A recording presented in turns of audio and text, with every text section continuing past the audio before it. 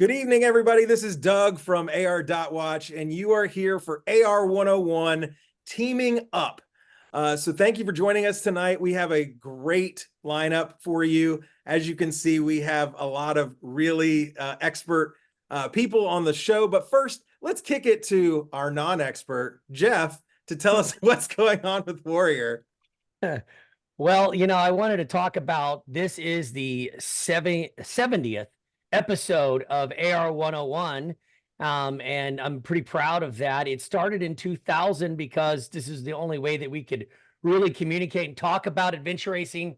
I love that Tracy had developed the format of a panel instead of just like a podcast with a one-on-one talking to one racer or one RD or one person that has experience, but having a panel. I really appreciate you, Doug, coming on this year to take this over for me. And I'm just proud of the fact that we've been doing this now for on our going on our 5th year. Really cool.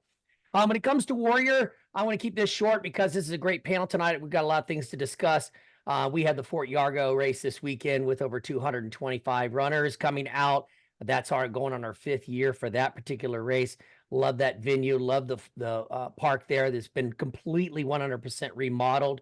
And then there's Alaska coming up.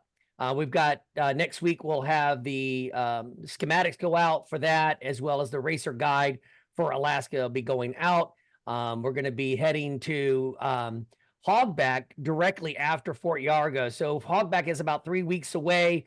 Again, it's a new concept where we've rented out the entire YMCA for the entire weekend, Friday, Saturday, and Sunday. We're going to be having racing, fun, food, maybe some alcohol, but don't tell anybody. And just a great weekend where there's a 12-hour race on Saturday and an 8 on Sunday. Teams are coming in doing both. Some are just doing one and leaving. So it's just going to be a cool concept. See if it works. Just something different that we're trying. And looking forward to all the other events that are going to be happening at the end of the year.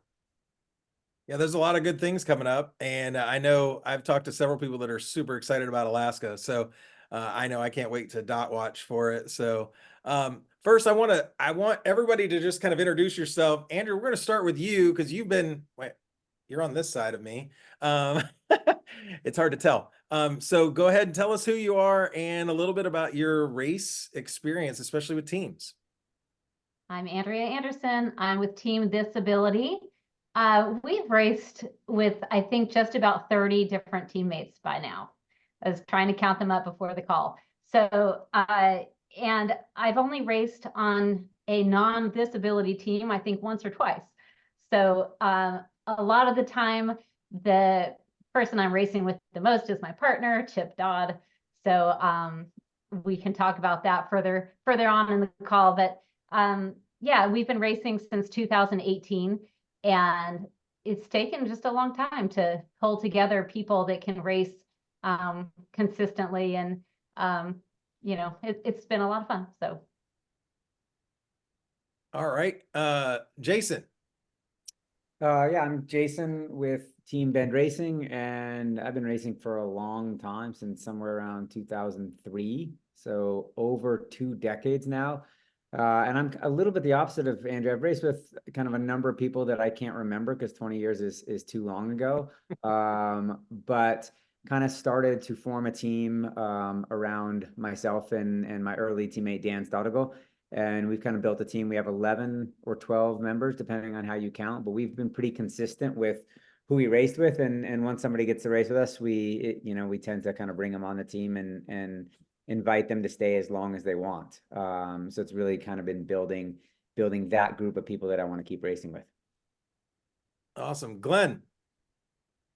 Folks, my name is Glenn Lewis. I'm currently racing for Strong Machine. I raced with Goals for a while when they were an active race organization. I've probably raced with, 20 to 30 teammates, all different kinds of team compositions and all different types of team goals too, kind of ranging from just wanting to finish to push for the podium.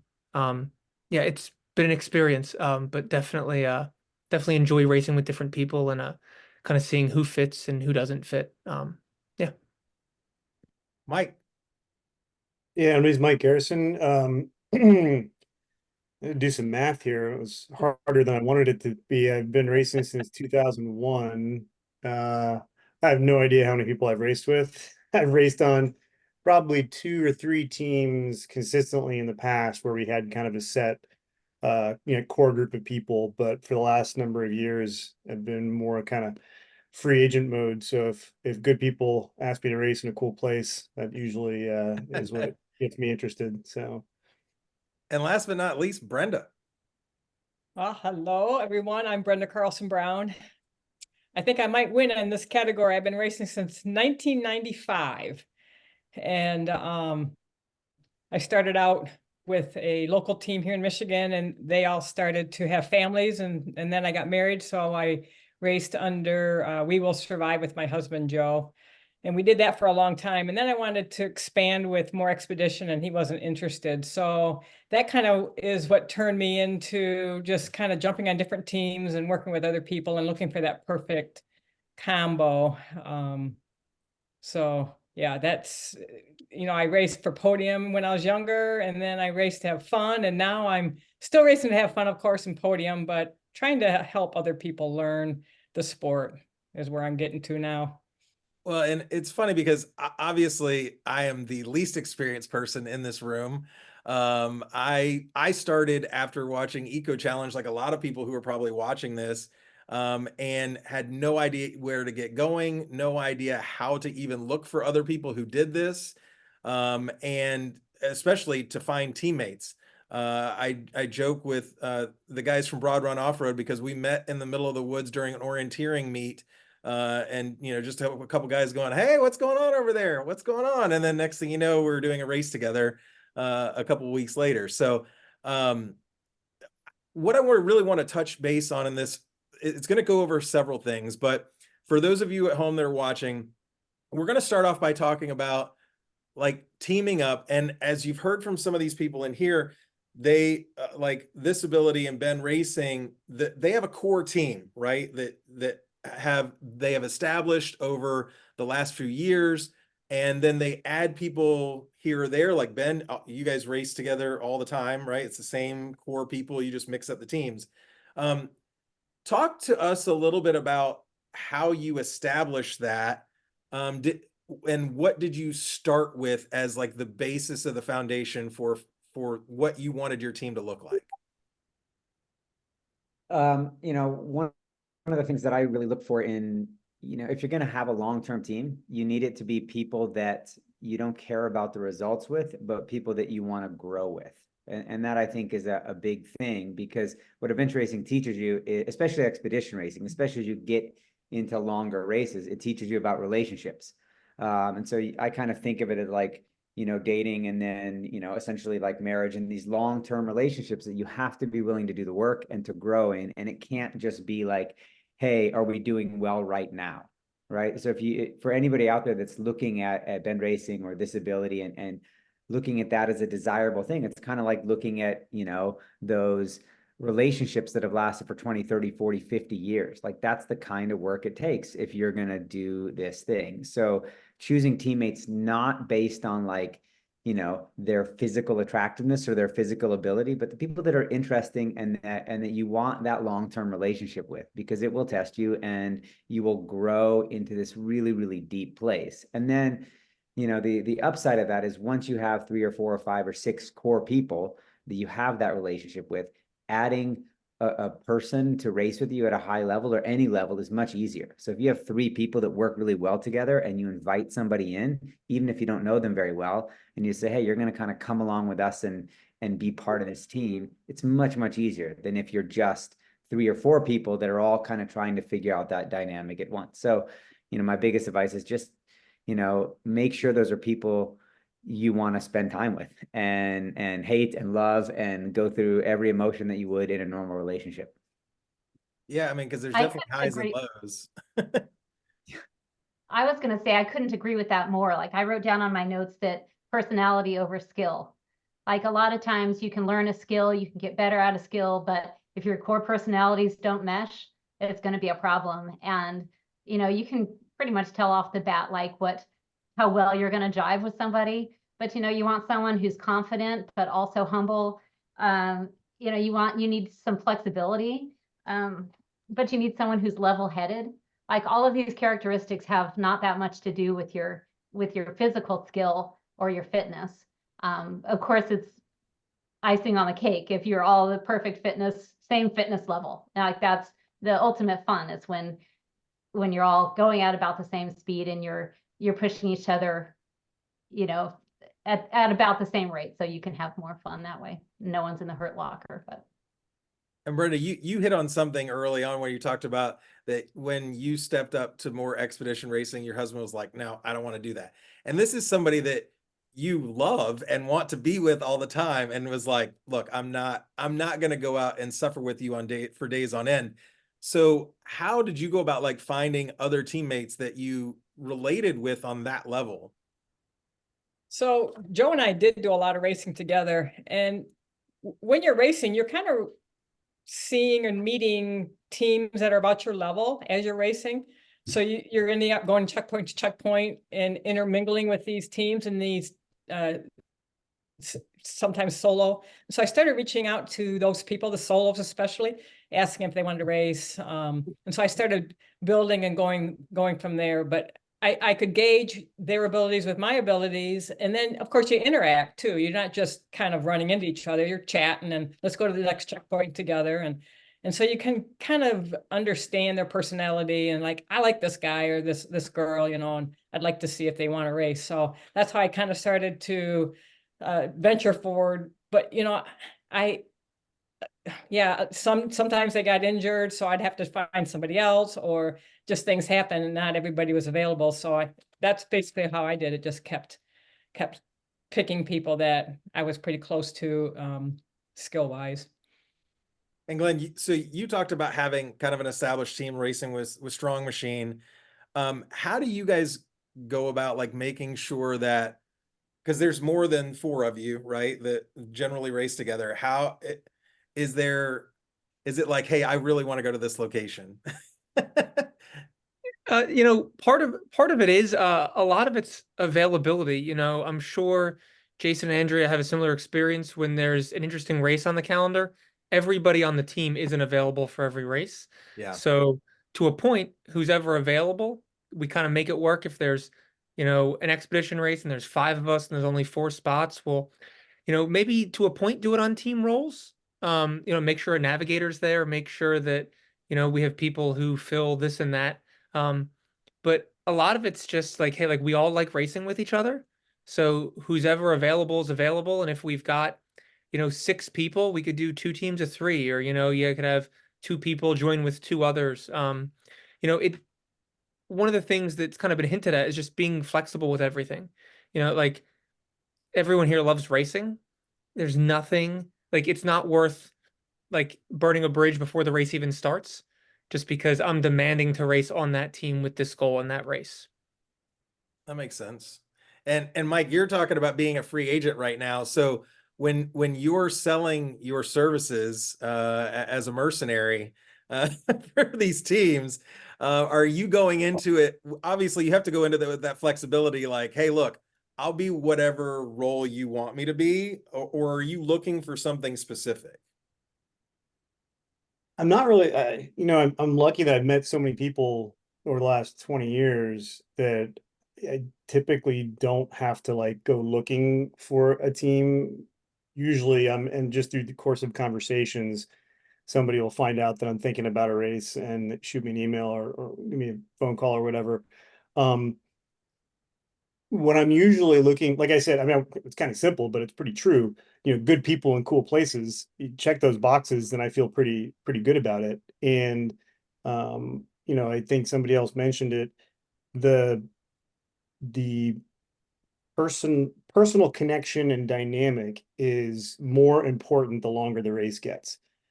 So, you know, if short race, 12 hours or whatever, whoever, if they're interested in racing, sure, I don't need to know a whole lot about you, meet some new people, have a new experience, good deal. You travel halfway around the world for a 5 to 7 day race and invest all that time and money and self into that. You want to make sure that as best as you can, you know that those are people that you have either have a good connection with or can have a good connection with, that you can feel comfortable being vulnerable with them, that you know you can give them some grace when they're at their lowest or their ugliest sometimes, because we're not all chipper and happy the whole time.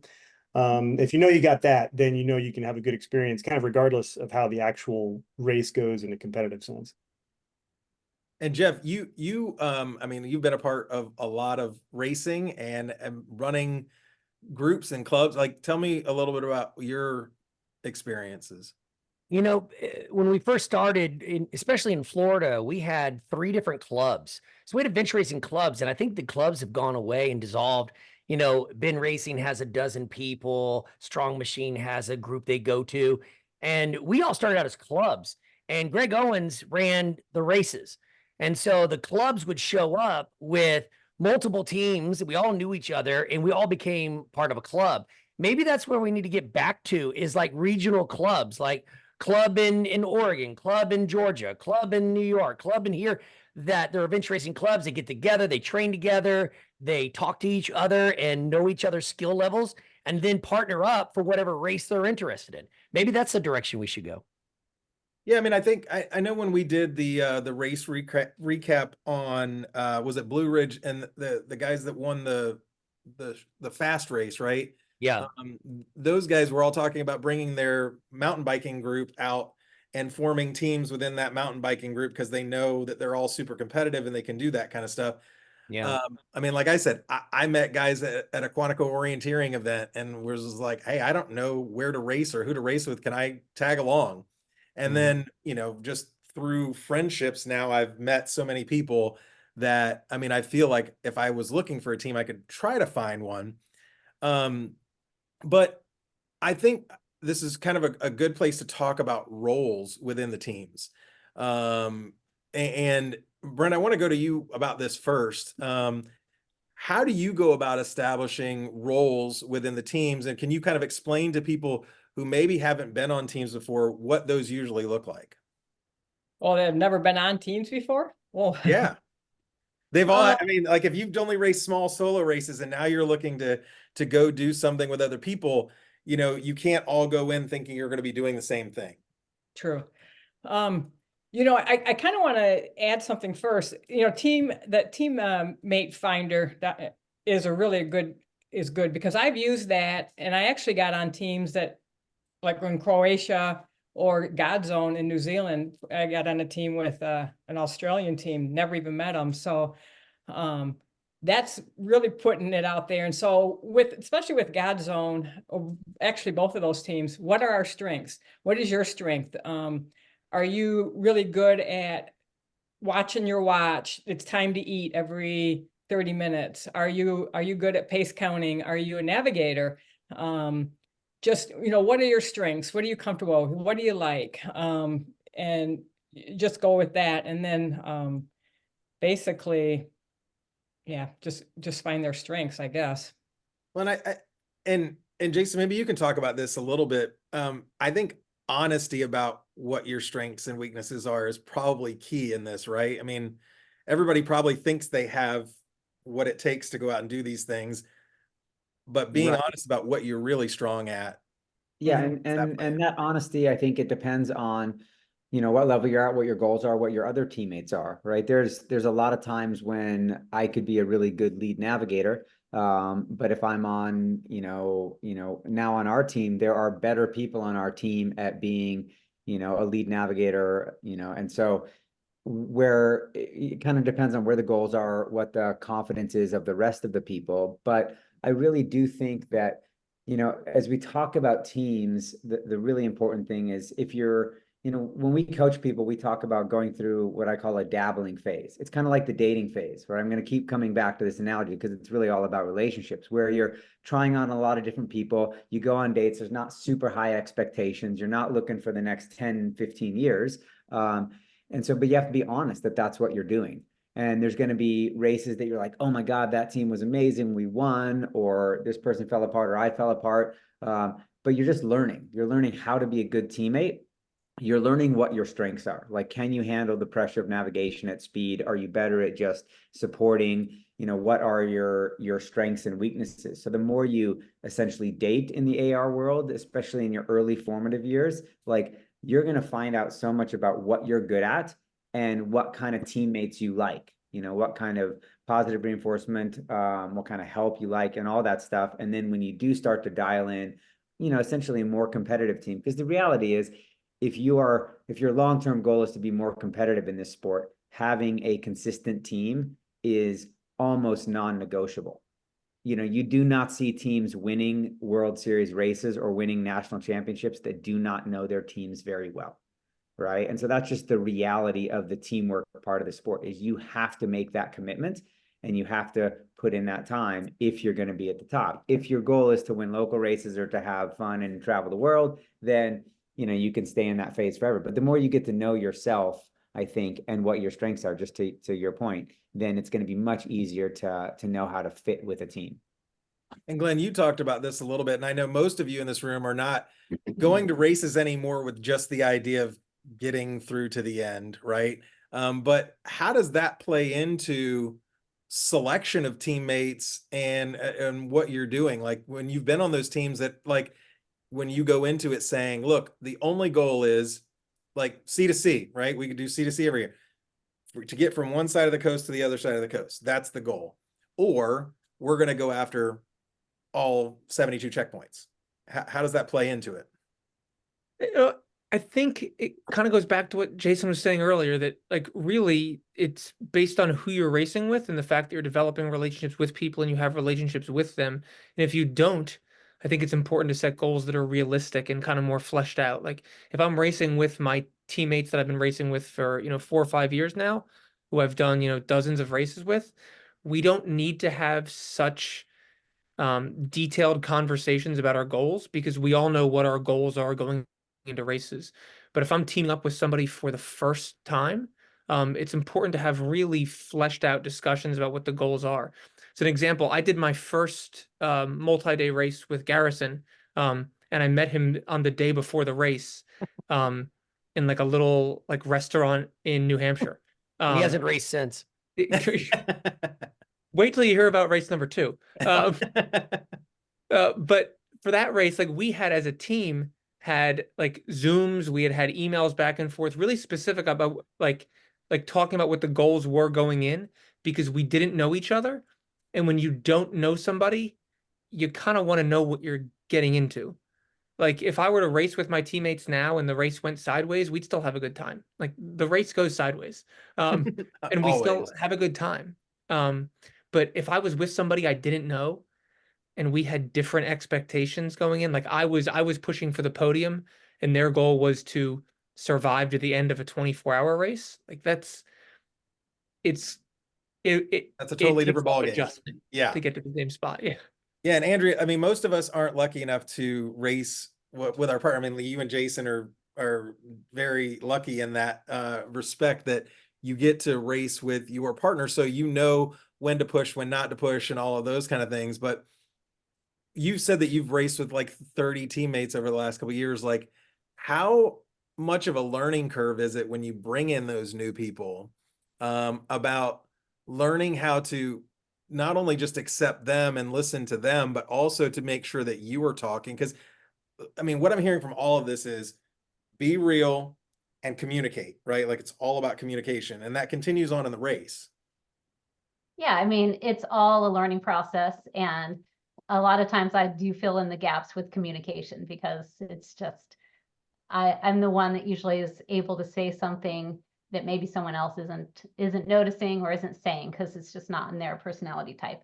But going back to the team roles, I think also when you're bringing in new people, it's just important to have what you think the roles are going to be, but also the ability to realize we need to change this up mid-race. It's nice to have some backup. It's nice to have more than one navigator, for instance.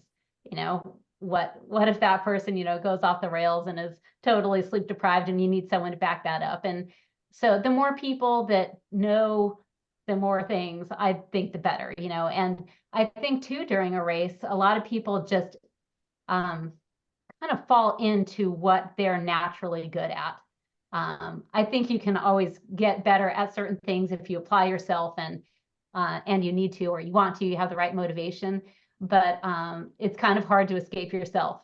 So if you just capitalize on that and recognize that everyone's going to do that, and you might be surprised at some point, you know, who you thought you were racing with is a different person, maybe good and bad. The longer the race goes, the more important it is. And so we like to do shorter races with the people that we're intending to do a longer race with, so that That's great advice. if people we're doing longer races with, we've already at least done a short race, and we've been in situations that are kind of stressful and we're pushing. So I don't know if that answers your question, but no, it does. And I mean, it, it brought up a really good point, which I think is, if you're going to look to do longer races, make sure that you can handle the shorter races with that person too. I think Glenn mentioned that earlier about like making sure that you kind of vet out that you can handle like hanging out with that person for a long period of time. I mean, I have a really good triathlon friend of mine. We did my first like virtual 12-hour together, and our celebration at the end was, I still like you, right? Like I still want to be, let's go find something else to do. And so that tells a lot, and why like I'm excited to race with him again in the future.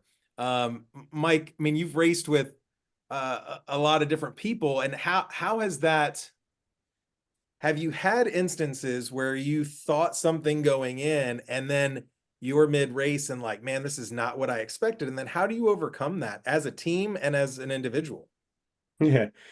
I've been super fortunate, probably just in part out of luck and in part because on the whole, the adventure racing community is really solid. You know, it's kind of hard to team up with people that are, you know, bad people. And not always fit with everybody, but there's a bunch of good people out there. Yeah, I've had one race I can think of that kind of went sideways early and often, and it became clear after a couple of days that it wasn't going to go anywhere near like how I thought it would go. And it was just, you kind of have to, hopefully you're able to adjust kind of your expectations and what you're there for if things really fall out of bed, right? And know that, okay, well, what I wanted to do originally probably isn't going to happen, but I'm still here in this place doing this thing. Like, what now? Reset, what's the new best case scenario as far as what we can do here? And it may not be ideal in what you set out to do, but yeah, like I said, I've been lucky. I've only had probably one race that kind of went that way, and all the rest have been solid, even both races with Glenn. Both of them. Yeah. And Jason, I mean, I go back to you on this because I think a lot of people watched you in Eco Challenge, right? And they saw the roles that each of you had in that. Can you describe a little bit what your basic roles are within your team, since you have a pretty set team? Like, what do you have each person responsible for? So for those people that are trying to look to form a team, what should they be looking to separate those four people? Yeah, I mean, the classic is you've got the navigator, you've got kind of a logistics person that is kind of thinking through the TA, at least for us, through the TAs and pre and post race helps a lot. Then we have a mule / rabbit. That's kind of the person that just is going to go that little extra bit, or that is prepared to do that. And then we usually have somebody that's essentially called the stoker, which is really good at, even when they're getting tired, kind of paying attention to the pacing of the team. Because what happens, especially in longer races, but even in shorter races, is everybody is excited at the beginning, and then you kind of have those ebbs and flows of that competitiveness. And if you've all talked about, hey, we want to be competitive, or just keeping track of what the team expectations were at the start and how well they're being met, so that we don't kind of go down a road that is not what we're all agreed upon. And, for us, honestly, one of the big things that has helped us a lot in the last several years is we've actually added a second navigator. That second navigator, like, we will not race without two navigators, especially in anything longer than 24 hours. It's just a non-starter for us, because we've been racing long enough that we just know that navigation is a really, really hard job, and doing it without somebody else that is a competent navigator on your team is too much of an emotional and cognitive load for for a team to still be like emotionally happy in the long races. So now we have to have two navigators, which makes it a little more complicated in fielding a team, but also more rewarding because we tend to not have those mistakes that happen in the longer races, which you just see all the time. Yeah. And Brenda, I know at C2C this year, you did something unique, right? Like you took a couple of people that you had never raced with before and formed a team to do this. Tell us a little bit about that experience and how did you establish the roles with them prior to the race, and how did things go? Oh, you're muted. I was trying to keep my dogs get going. Sorry about that. That's all right. This was a learning experience for me too. So it was my first time doing it. I had 3 women basically reach out to me, and what we tried to do was Zoom often, spend a lot of time talking because they all didn't live anywhere near me. And the Florida race, the C2C race, I managed to get together with one of the girls and we did a small race together. And that's so important to do if you can get together.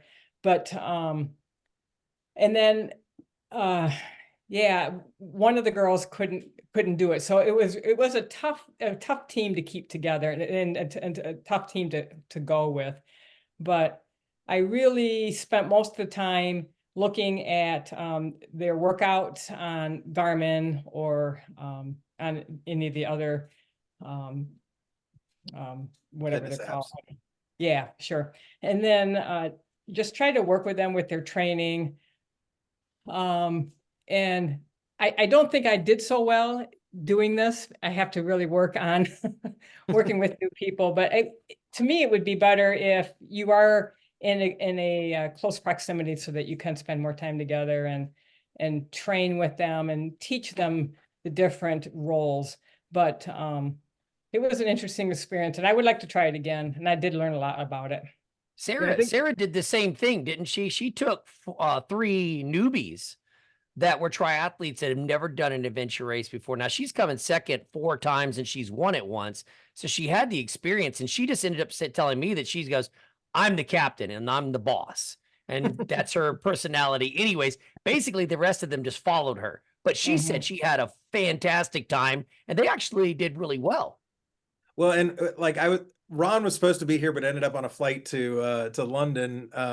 But we joked that he had the Ron Tourage because he took on so many people during C2C this year. I think there was like 8 in their group at the very end. And people were they want the knowledge that you guys all have, right? I mean, Andrea, how many times at races have I just sat down and talked to you and Chip about what you're doing? Show me what you're doing, how you're doing this, because like we all want to learn. And I think that's key to making sure that you are doing things right. Like we've talked about this communication, but it's also that like openness to learn new things and to be open to new things, because if you don't have that experience, we need to be relying on people like you and watching what you're doing. I think that's what's great about adventure racing is we get to see teams like you guys on the course. So when we're in a TA, I might not be racing with you ever, but I'm going to see how fast you do this. I'm going to come over and look in your bin to see how you're packing or like what you're carrying. First of all, the lightness that you guys carry compared to the rest of us is absurd. And yeah. Go ahead, Brenda. That is very interesting, Doug. I don't mean to interrupt, but my teammates, we all got together the day before the race and they came with bins with some of their equipment still in packages and a massage wheel. And it's like, oh boy, do I ever have my work cut out for me. I just didn't realize what I was getting into, even though we did discuss stuff beforehand, but it was very interesting. Yeah, there's no substitute for that familiarity and like finding people that are close by that you can do those things with. I know that definitely makes it easier. Let's talk a little bit about what makes a good teammate. Because I'm sure you've seen other teams like bicker and fight, and like Glenn, tell me like what to you makes a really good teammate? I think what it comes down to is that a good teammate is someone who is always willing to do whatever is best for the team and like has no personal agenda about it.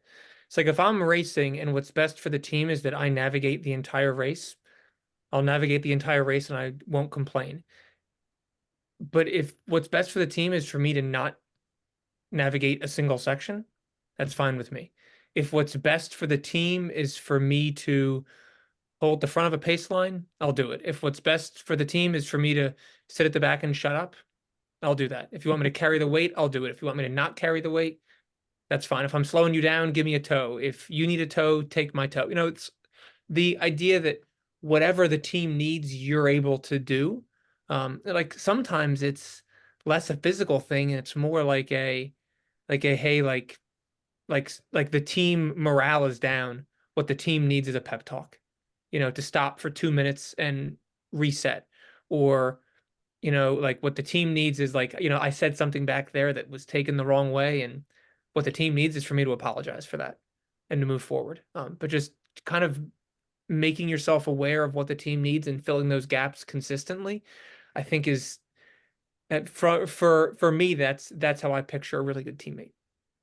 And Mike, for people who haven't done multi-day races, how hard does that get to be that person the entire time when you're hurting, you're frustrated, like all of those things? We talk about the ups and downs in racing. How do you manage that? Well, your mic, mute. There you go. If it's a multi-day race, the reality of the race will usually beat the head trash out of you eventually. So if you come in with some stuff after a day or two, like you don't have the capacity to worry about that stuff anymore. So you're focused on the race. It's getting to what Glenn said, it's hard to sometimes to get out of your own head and think about the team dynamic, whether it be what's best for the team right now, or this isn't just about me, this is about, all of us. And that's why I mentioned like that vulnerability before. If you got a team that you're comfortable with and say, guys, I feel like garbage, like I'm out of it mentally, I don't feel good physically, and they're aware of that, and then they can help you out. And in long races, you're always bound to have conflict of some kind. It could be little or it could be pretty significant. And when Glenn and I's second race together in the Farrows last year, we were actually like really good at arguing about things. And then like 6 minutes later, we would be deconstructing the argument and both identifying what we could do better to like work through disagreements faster. And they weren't huge. It was like, what approach should we take here on getting from this point to that point, or kind of what strategy we would take, and we would disagree and stop and say, okay, so how can we work through that faster next time? That's kind of an extreme example, but it really worked for the team dynamic, and we spent way more time laughing than griping at each other. So I count it as a win. Well, I think humbleness comes into play, right? I mean, Andrea, I know after Worlds last year when we did your race ramble, and we talked to you and Chip, and we talked about like how everyone had their different times when they were high or low, and like also how easy it is to maybe take on too much because you're trying to pull up everybody and then you put yourself in the hurt locker. I mean, Chip talked about doing that to himself, right? Like putting himself into that. Like, how do you manage that internally during the race? Yeah, it's difficult. I don't think there's really a straight answer for that, but I do think, a couple of qualities that make a really great teammate are people that are just mentally tough. Like you can't go into a race and just give up because something didn't go your way or something. You got to have that grit and that core like mental toughness. That helps a lot. And also someone who can essentially kind of take care of themselves. You know what I mean? Like you don't necessarily have to be worrying about if one person on the team has treated their feet, or eaten enough. I mean, yeah, it's good to watch out for each other and to remind everybody, but the best teammates, you kind of already have that core understanding that they're going to be okay and they're going to look after themselves, and they are going to mention if there's something that we all need to do differently to help them out. but that core taking care of themselves and that mental toughness is just so important. And yeah, the balance of, you know, I don't know how it does work out that way, that usually there isn't more than one person on the team having a low at the same time as another. I don't know if there's some philosophy behind that, because it just doesn't seem like it has ever happened in our team. There's usually one person at a time who needs a little extra help. And yeah, we just try to identify it as quick as we can and do whatever it takes. And yeah. I mean, working with finding a teammate is like a leap of faith. I mean, I've had some of the worst experiences with new teammates, and then I've had some of the best. And so you've got to take that leap. You've got to just go for it. And you know, it's a little tougher when it becomes an expedition length race. I would always suggest start with something under 24 or 24 and under with someone that you just met and test out if the combination is compatible, and then just keep moving your way up. I mean, like, you know, Andrea, like I said, you've only been racing for 6-7 years, but you've gone through 30 people already. You know, it's like, you know, there's just a whole bunch of going through, weeding out what fits best for your team. And Well, and to be it fair, can be that's a race lot. specific too. Sorry, I just wanted to mention that, to be fair, we've had that many teammates mostly because of availability, and hopefully It didn't seem like you were burning them. Well, and Jason, you know, a lot of Yeah. people got to see your team on Eco Challenge go through the highs and lows of a race, where most of everybody else, like, people are just experiencing it through like your post-race reports. People watched you guys go through that live. And how was that, like, having to pick each other up in low points, right? I mean, I think you guys had a couple.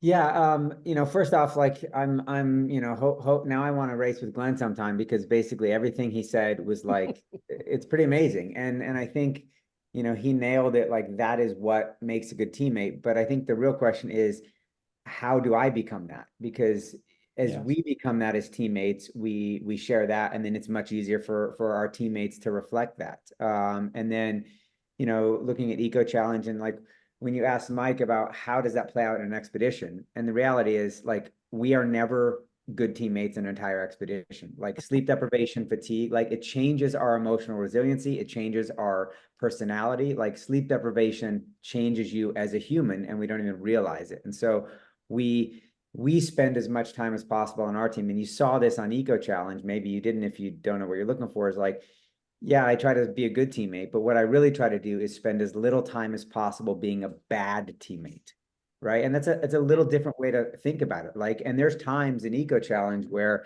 it wasn't like I didn't have the ability to be a good teammate when Daniel was bonking. Like, I was frustrated, like, so many things. And so I would go to another one of my teammates and say, like, I need to check out because I'm going to be a bad teammate now. The things that I feel like doing or find myself doing are not helping the team. So like I said, I'm in the back, and then it would be like, Mel, it's your turn, right? Like, you are the babysitter. Because like for 4 days, Dan needed a babysitter because he wasn't going to quit. He was as tough as they come, like Andrea said, super important quality. And he was not a contributing member of the team. And he knows that. But we just had to spend time not being bad teammates, or being as little bad teammates, to give him that chance, right, to not take on that negativity. And expeditions are so fascinating to me, and that's why they're my favorite thing, because I can be a really good teammate for 24 hours.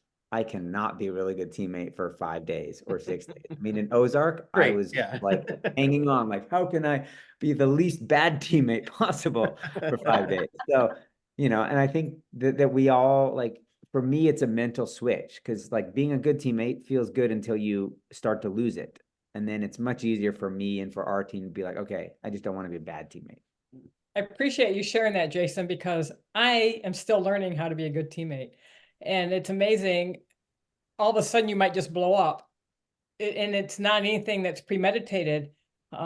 It just happens. And how quickly can I apologize and try to make it right? And I am definitely still trying to learn how to be a good teammate. And stuff just happens. You just lose it, and checking out's a good thing. I appreciate you sharing that, because I sometimes don't know quite how or what to do to become a better teammate. For me, maybe be a little less competitive and be a little more lenient. It's one of my things that I'm trying to work on. Don't worry about it, Brenda. I'm a bad teammate 100% of the time. No. Yeah, okay, Hunter, whatever. Hunter would agree with that. Yeah, Hunter definitely would agree with that. Well, and listen, I think that's part of being competitive, right? It's like everybody in here wants to go out and do the best that they can at all times. And when it's not going that way, whether it's your fault, somebody else's fault, nature's fault, like whoever's fault, the human nature is to have a negative reaction. And I think that is just amazing advice, Jason, like to consciously make sure that you are not being a bad teammate for long. And to limit that, because I think I think anybody who's been on teams, you go through those times, and it's being able to push yourself out of that realm, and let somebody else kind of take charge. And I think this has been a great conversation, and I think that people at home are really going to get a lot out of this. Hopefully that they're watching this. I want to kind of go around the room as we're getting close to the end here, and I want each of you to kind of talk about the best part about being a team in these things, and how, like, when it comes together, like how that feels. Everybody in here has had amazing race experiences, so think back on one of your best experiences, and like as a team as a whole, and what made that special. So when people are out there looking for teams and teammates, maybe they look for something that you have experienced. I think the most important thing is for me, it was always the connection, having a connection with someone, because again, it doesn't matter. You all have to make it to the finish line, all of you. So in my mind, I'm like, all I have to do is I have to make it to the finish line. It's not necessarily true. That's in triathlons and running races and so forth, just me. But to get the entire team to the finish line, and we all have that connection of that we went through all of it together, that's what's important to me. That's always brought me back to AR, is that connection with the teammates. Yeah, and how well we suffered together, and how well we worked together. And the World Championships in Africa by far was my best experience with my teammates, and that was probably my biggest suffer fest. It was the longest race, but basically, definitely how well you suffer together, and the end, the finish line, the camaraderie, the party, the exuberant while we did it, and we all did it together, and we all worked well together, even though there were issues. I got mad at Ron and broke my hiking pole, and it was just how I overcame that, and just Ron was still kind, and we still worked well together. And so it's just how we can manage to meld and get to the finish line together. Well, you bond through trauma, right? Yes, you do. The Sufferfest, yes. Mike, what about you? Yeah, it's a tough question, because like when you're trying to look at it from the perspective of what to look for before the race is tricky, because you don't always necessarily know. But for me personally, I've heard multiple people use different metaphors to describe it, but expedition racing especially is like an amplified microcosm of just life in general.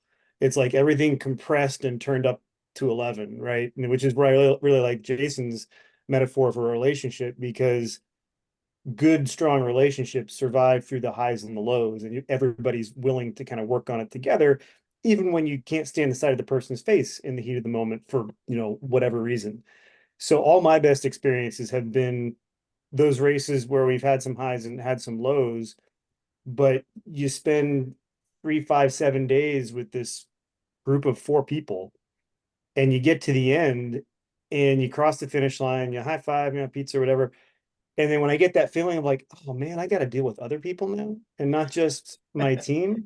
Like, I don't know if I want other people. This is my family. This is my team. These are the people that I've just gone through the highs and lows with. When I get that feeling, I'm like, okay, that was a good one. Right. And it may not have been a good competitive race, but when I have that feeling at the finish line, I know had a good experience. But it's funny because you just talked about like being a competitive racer or not. Like winning is very different dependent on the person, right? Like everybody has a different idea of what winning that race looks like. You know, like Ben, you're racing for the podium and most of the races that you're racing. But for other people, it's getting that feeling like you just felt, Mike. It's that euphoria of, man, our team just fucking did that. And that was amazing. And like you don't get that in almost anything else, right? Because it's all individual, but when you go through that together and you have that bond, like I think that's what everybody's looking for. Andrew, what about you? Yeah, I mean, I could say all the same things, but I think it does like ebb and flow. It's not just the finish line for me. Like the finish line is awesome. It's like, wow, look what we did. But I also love that feeling during a race. Like, I guess the best feeling is when you feel like you're synchronized and you're doing really well. Like you might have just passed some people and everyone's feeling good at the same time and you're doing something that you really love doing. So, you get all those highs all at once and all coming together where you forget how tired you should be or how hungry you should be, or, you're just feeling great. So I just love when that happens during a race, and that never stays for all that long, but it happens almost every race. So I just really love that. And then I like the aspect where, just everyone sort of gets to be a hero almost. Like even if you're the one suffering and someone needs to save your day, they get to be the hero, and I can be happy for my teammate that gets to save me. I mean, that's kind of dramatic language, but it kind of feels cool. And then when you're the person that gets to save the day, you're like, oh, cool, I got to help someone that's, needed help. And you become so much just one unit that it's kind of hard to describe. And it doesn't even happen like right away, but at some point you just sort of realize you're all moving along this same little bubble all together. You can't separate if you tried, or it's just a really cool, unique feeling. So yeah, I love it. When you guys have all done races in amazing places. I mean, Glenn, you and Mike did Faro together. Like, did you ever just like look around and you're like, holy crap, look where we're getting to race right now?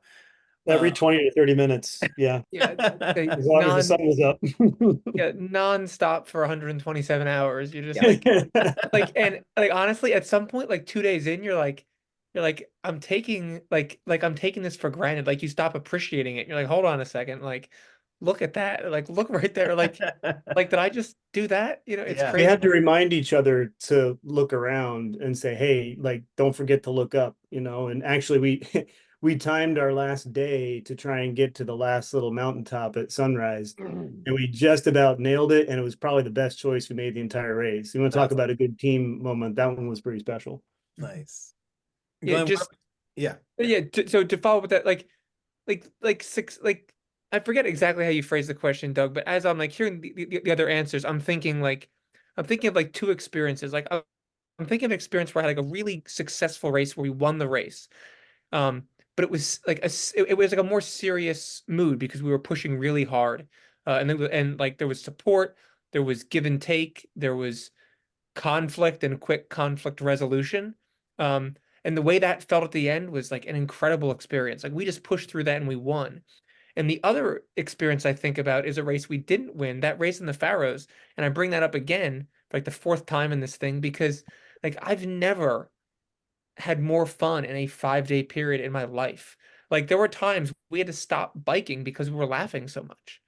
Like the Got experience of unsafe. like of having so much fun doing something, or like eating as many Faroese hot dogs as we could at a gas station. Like things like that are like what makes the race special, and doing that with people that are compatible with you is what makes really good that's what makes really good teammate experiences.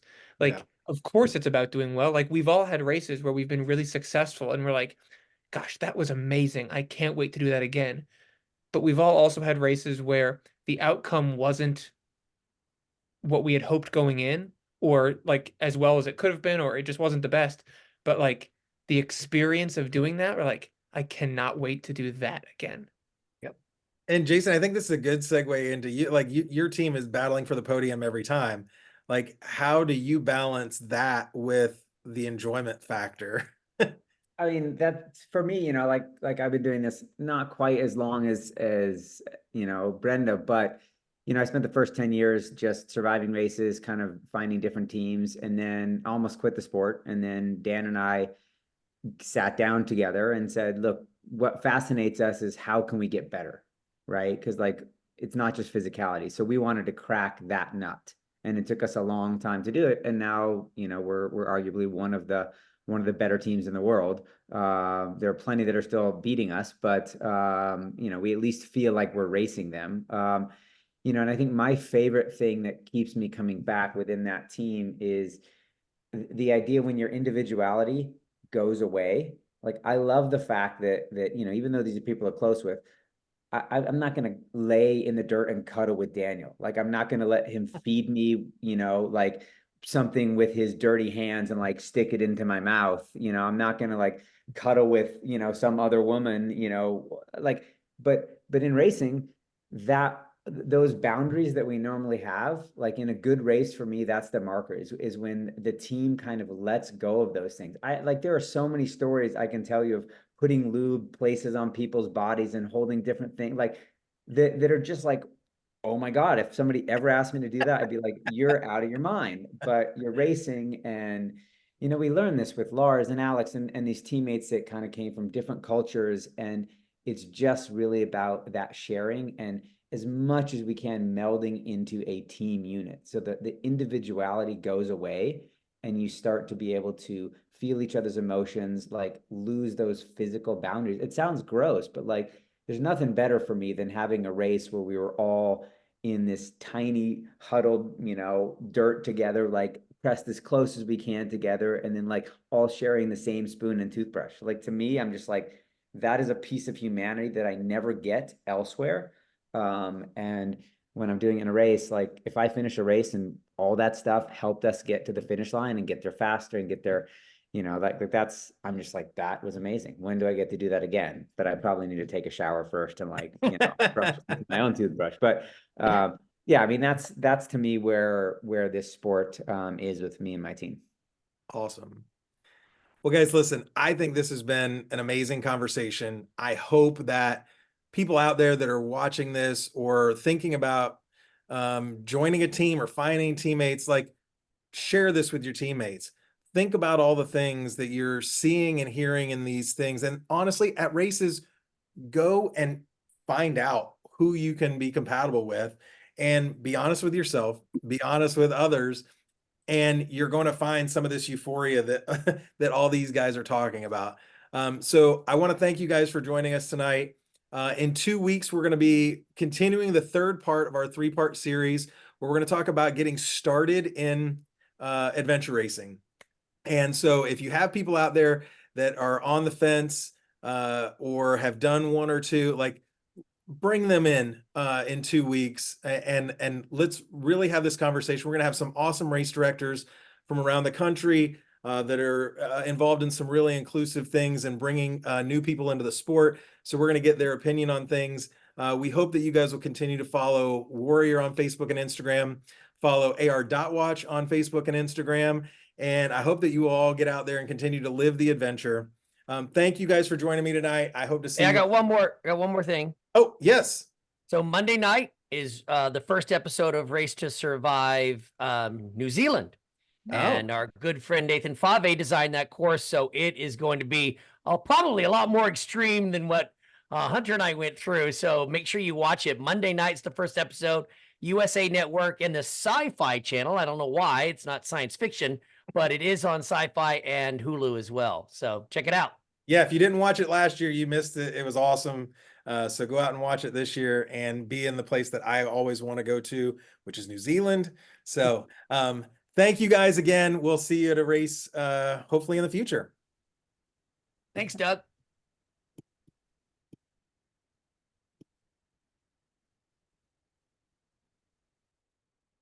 Thanks again, Jason. Thanks, Brenda.